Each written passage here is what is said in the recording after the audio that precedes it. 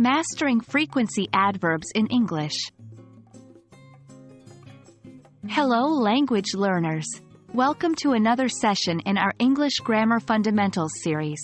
Today, we're going to focus on a very important part of English grammar, adverbs of frequency.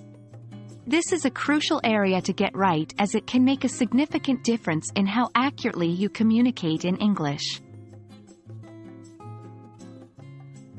To start off, it's important to know what we mean by adverbs of frequency.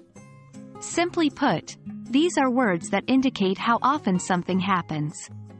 Common examples are words like always, usually, often, sometimes, rarely, and never. Always means that something happens 100% of the time. For instance, I always wake up at 7 a.m. Usually indicates that something happens most of the time, but not always. I usually go to the gym after work. Often means that something happens regularly, but not as frequently as when we use usually. I often read before bed. Sometimes means that something happens on occasion, but not regularly. I sometimes watch movies on weekends. Rarely indicates that something hardly ever happens. I rarely eat junk food.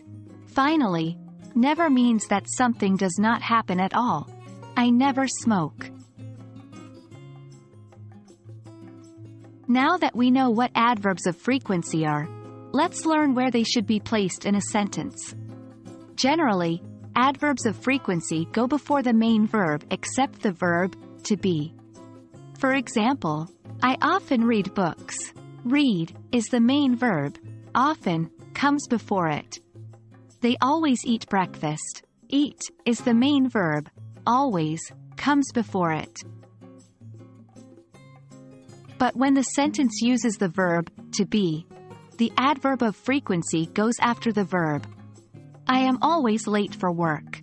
Am is the verb to be. Always comes after it. He is rarely tired. Is the verb to be.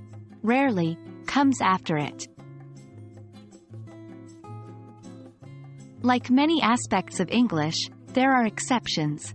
Sometimes, for emphasis or style, you may see the adverb of frequency at the beginning or end of a sentence.